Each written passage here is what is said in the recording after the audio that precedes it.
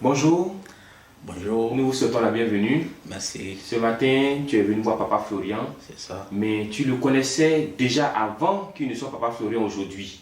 Oui, Voilà, dis-nous un peu les circonstances dans lesquelles vous vous êtes connus. Euh, vraiment, merci beaucoup pour l'honneur que vous m'offrez. Mais Papa Florian, c'est un père. Depuis les années 2000 jusqu'à 2002, 2003, 2004, on s'est perdu de vue. Mais avant qu'on ne se perde de vue, c'est quelqu'un que j'ai beaucoup aimé, qui m'a beaucoup aimé aussi. Et c'est quelqu'un sur le plan spirituel qui ne joue pas au cache-cache avec Dieu. Mais c'est où ça vous l'avez connu? Je l'ai connu à Dabou. À Dabou. Voilà. À Dabou. Et un, un rassembleur, et quelles que soient tes difficultés, même avec le peu qu'il a, il a été toujours prêt. Il a été toujours prêt et il a fait beaucoup pour les religieux de Dabou. Et donc, un moment après, je suis allé en voyage. Et ça, c'était à l'église, hein? Oui, à l'église. À l'église, et c'est lui qui tenait pratiquement l'église. Il y avait ce qu'on appelle les responsables. C'est quelle église déjà?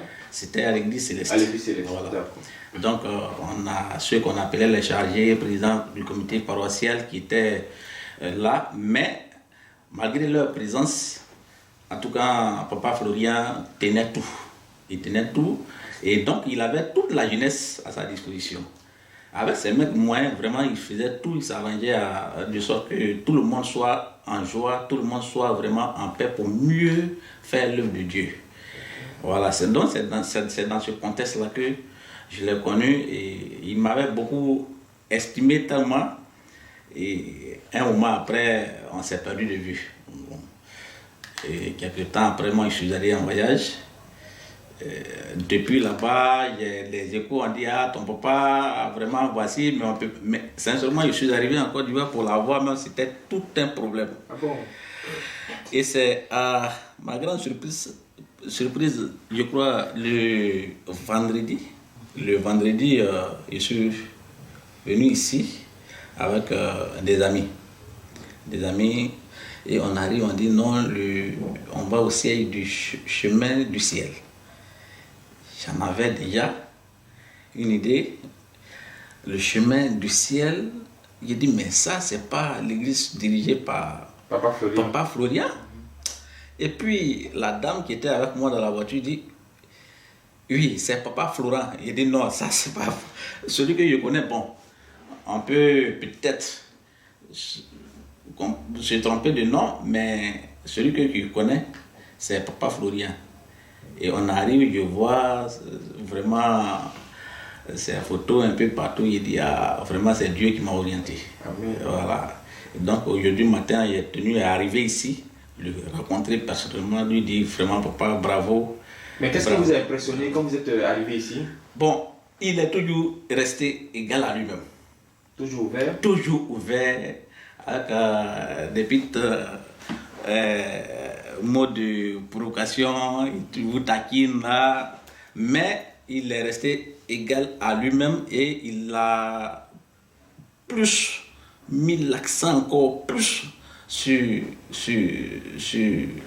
disons, ce qu'il savait, il connaissait la prière. Voilà. Donc, vraiment, c'est une grande joie pour moi, quoi. Voilà. Donc déjà depuis Dabou, il avait comme on va dire ça, il était déjà disposé pour la chose de Dieu.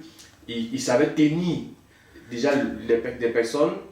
Je dis que depuis Dabou, dans les années 2000, il y avait quand même des comités sur la paroisse, des gens qui dirigeaient l'église Céleste à cette époque, qu'on appelait les chargés, les comités paroissiaux, mais malgré leur présence, toute la jeunesse était autour de Papa Florian.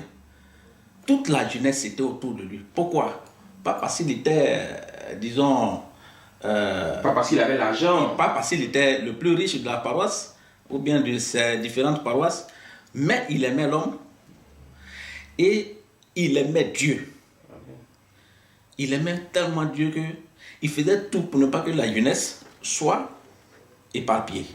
Donc il s'arrangeait en sorte que à tout moment, à partir des jeudis même jusqu'au dimanche, les jeunes soient sur la paroisse pour la cause de la prière. Voilà. D'accord. Donc on va dire que c'est par là aussi les choses ont commencé. Et aujourd'hui, Papa Florian. Donc vous n'étiez pas surpris de le voir en train de servir Dieu, en train de faire l'œuvre de Dieu, tout ça, non. Dans cette dimension-là. Non, en plus ou moins, peut-être comme je ne suis pas chose, mais je m'y attendais. Je savais que de la manière dont il prenait cette œuvre, il était appelé à demain être leader aussi. Un grand leader. Parce que, moi je dis que c'est sa vocation. Parce que dès les premières heures jusqu'à aujourd'hui, en tout cas, rien ne me surprend de ce que je suis en train de voir. Parce que par le passé, il a prouvé et aujourd'hui, là, il le mérite. Amen. Voilà. Il le mérite en tout cas. Amen. En tout cas, nous, on est content de vous recevoir parmi nous. Merci beaucoup. Vous êtes des nôtres désormais. Merci. C'est le même Papa Florian, comme vous l'avez dit, il est toujours ouvert. C'est ça. Il est toujours prêt à recevoir. Voilà, donc tu voulais ajouter quelque chose à ce que tu avais dit? Oui. En fait, un dimanche, à un grand culte, Papa Florian venait de prendre son salaire. À ce moment, il travaillait... Dans la nana. Voilà. Et il n'a même pas levé 5 francs. Mais je me souviens d'un jeune là, du nom de... Bon, son nom m'échappe un peu. Qui vivait dans un quartier vraiment beaucoup précaire. Avec sa femme, à Dabou. Et papa, en plein dimanche, là, il vient, il met la main dans sa poche. Tout ce qu'il avait sur lui, tout son salaire, il dit qu'il a reçu un message. Un message, mais il ne sait pas quelle voix il a entendu. Et cette voix lui faisait savoir qu'il devait aider cette famille. Donc son salaire, il n'a pas hésité. Il a mis la main, j'étais tout le temps à ses côtés. Il a pris tout et il a mis ça dans les mains du monsieur, c'est-à-dire du jeune frère. Va, occupe-toi de tes enfants et ta famille. Mais ça a marqué tout le monde. Parce que, comme je le disais, il y avait des fonctionnaires, il y avait des agents, même des impôts qui étaient sur la paroisse, des gens qui avaient les moyens. Mais avec son petit truc, il n'a pas hésité de prendre tout son salaire du mois. Pendant qu'il devait payer son loyer, s'occuper de toute sa famille, tout et tout, il n'a pas fait cas de tout ça. Et il allait directement faire ce que Dieu lui a demandé de faire. En tout cas, ça a marqué tous ceux qui avaient l'Esprit de Dieu ce jour-là, parce que beaucoup ne pouvaient pas comprendre ça. Pour certains, non, ils travaillent, il a l'argent, donc c'est normal qu'il fasse ça. Or, pourtant, il y avait des gens qui avaient de l'argent, assez de moyens que lui, qui ne pouvaient même pas faire c'est-à-dire un seul geste de ce qu'il a fait. Ça a marqué vraiment la jeunesse, ça a marqué tout le monde. Et à cause de lui, à cause de ce geste, beaucoup venaient sur la paroisse prier. Et il a même aidé beaucoup à insérer dans sa plantation, c'est-à-dire qu'il dirigeait. Donc ce fait nous a tous marqués. Et moi-même qui parle, il a tellement fait quand on était là-bas, et quand on m'a envoyé sur Abidjan, à Bogo, il faisait tout pour venir me trouver là où je suis. Et il a rendu démission de là où il travaillait. Quand il a rendu démission, il a écrit un livre. À ce moment, j'étais avec l'ambassadeur actuel de Côte d'Ivoire en Turquie. On priait dans une maison là. Et il est venu avec un livre. Mais quand il a rendu son témoignage, comme moi je le connaissais déjà, ça a épaté beaucoup. Et après, beaucoup m'ont approché, mais comment quelqu'un peut être un chef de service? Il a tout ce qu'il faut comme confort, voiture de service, il a un bon salaire, il a des primes, et puis il abandonne et il marche à pied ici pour venir là avec un livre. Il dit, mais c'est ça le plan de Dieu.